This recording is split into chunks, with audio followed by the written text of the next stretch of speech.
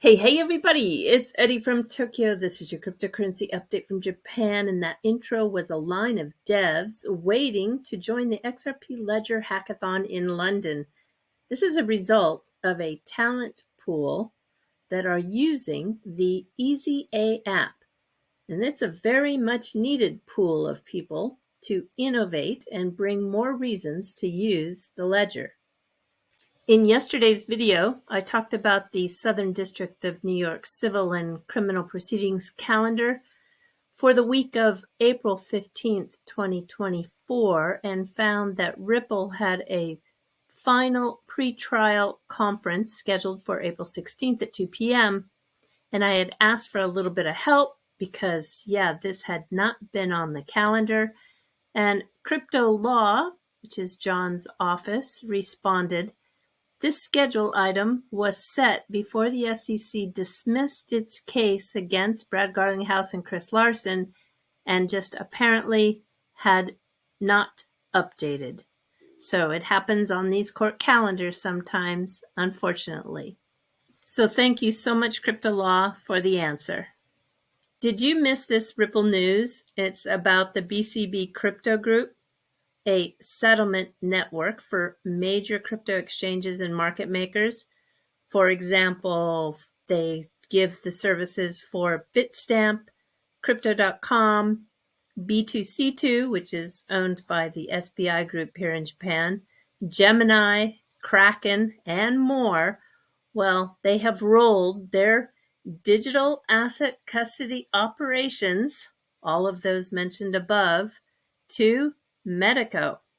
It's a flagship platform that is really growing rapidly. This is huge news. I did a little research in what is driving the price of gold up, and there are various factors, but one might surprise you, and it's COSTCO.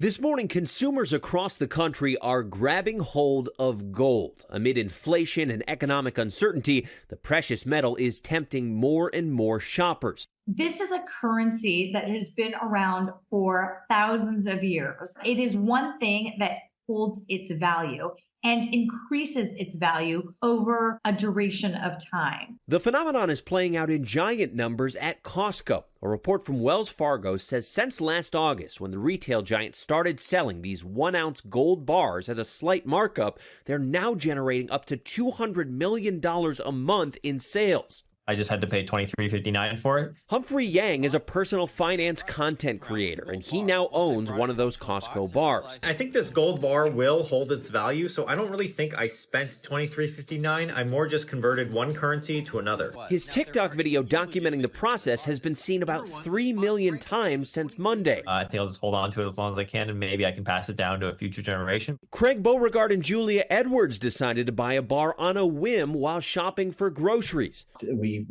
did a lap around the store and we just couldn't get it off our mind, so we went back. They say they see it as a good investment, especially with a wedding to plan. It feels good to know that I can hold it, I can bring it home, and I know where it is. The price of gold has risen substantially over the years. Its current price is $2,348 per troy ounce. That's the way gold is measured. That's up $359 from this time last year and almost 10 times what it was worth back in 2000. But it's not a guaranteed investment. The price topped $1,800 in 2011, but then plummeted below $1,100 in 2015. Eventually climbing its way back up to today's record highs. The idea of it is that gold holds its worth, and that is why people want to have that as a potential investment in their portfolios. Now, keep in mind, Costco does limit your gold purchases to just 5 ounces per customer, so you should not show up to the store with your life savings in a bag of cash, hoping to get all those gold bars. All right, so let's say you do buy it. Yes. What should you know about selling it? Right, okay, I can see the dollar signs in your eyes here, Robin. Step one is don't sell it to the first place that you find, right? There's a lot of people that will buy gold. You get a lot of different rates, a lot of different fees, so make sure that you're shopping around to make sure you get the best deal. You also should know that if this is a short-term investment, you have the possibility of short-term capital gains tax. That's 10% all the way up to 37%, so it's not pure profit if you do flip it. And also, we cannot stress this enough, It's not a certainty that the price is going to keep climbing higher and higher. Like any kind of investment, if you were to put this money in the stock market, it also might go down. So you got to keep that in mind if you're going to buy gold too. Pay your bills. With your lettuce and your hot dogs at Costco. Pay your bills with it, get a little chisel and hammer and cut off a little piece. Shave off a little bit. Yeah, there you go. What is this? Once again, what is this? I mean, I'm thinking about you. Moving right along, I'm going to play a clip for you from the 2024 Bitcoin Policy Summit, and you can see on the right there is Senator Cynthia Lummis. And I don't care what aisle you're on, left or right, or even down the center, this kind of intoxication that you have with your own power is repulsive. It really is a huge advertisement for why we need term limits. And she forgets that she was elected to be a servant of the people. I just find this disgusting. Have a listen. And where Bitcoin miners are taking us with regard to innovations in energy is a perfect example about if you let American innovation and intelligence and idea making run in a free society, it will find, price discovery and find the cheapest way to make something work well. I mean, that's what we're so good at, Fred. And I hope that happens with AI as well. That's kind of the direction that I'll be pushing anyone on Capitol Hill that will listen to me. Fortunately, I have spent so much time on this subject in the U.S. Senate that people kind of know that they've got to go through me to get something done, whether it's positive or negative on this subject, which gives our office both tremendous responsibility, but also tremendous opportunity to shape policymaking in this area. And Jazzy Cooper, who you see there in the middle, she's been on my channel. She is the lead at Ripple for institutional DeFi products. She's smart as a whip, and she was on a panel and talks about the importance of liquidity and aggregating this liquidity in pools. I find it very interesting because we are most definitely going into a cross-chain, multi-chain world, and we're going to see all of this liquidity break out with an improved user experience. Have a listen.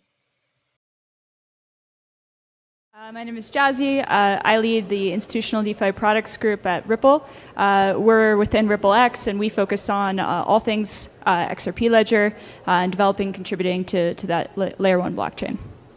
Yeah, I think for liquidity pools in particular, going back to different types of silos, we see silos across chains, and we also see silos within individual protocols. I mean, there's still billions of dollars locked in old versions of Uniswap. And so now this single protocol is competing against itself in terms of market depth and liquidity, which continues to be a problem. So liquidity aggregation can start to solve that, but it's not until we get to cross-chain, multi-chain liquidity aggregation that we'll truly see improvement there and market depth and some of the slippage issues. The other thing that we're seeing when it comes to liquidity pools and on-chain trading more broadly is, arguably you don't need dozens of DEXs. There are dozens of DEXs on each chain, and as someone was mentioning before, when a new chain starts, that chain now needs a DEX, which doesn't necessarily make sense. I mean, if you look at traditional financial markets, there's 2 major exchanges in the US, there's maybe 10 major exchanges globally. And so why do we have over 60 DEXs in the crypto space? So I think true multi-chain interoperability will allow for specialization. And if you are, let's say, a gamer on Polygon and you need to access a different token in order to make a purchase, you can use cross-chain routers and technology to execute your swap in order to purchase your asset. And that'll be routed to another chain, execute there for the best possible price, least amount of slippage. And then those funds and your your destination token will basically land back in your wallet without the user ever knowing that their trade executed on a different blockchain. So that's the type of kind of user experience improvements that we need to see in the trading realm, and some of the infrastructure, and interoperability players will truly unlock. And before I say goodbye on this video, I want you to send your good healing vibes to Darren Moore. And until next time, do take care. Sayonara for now. Bye-bye.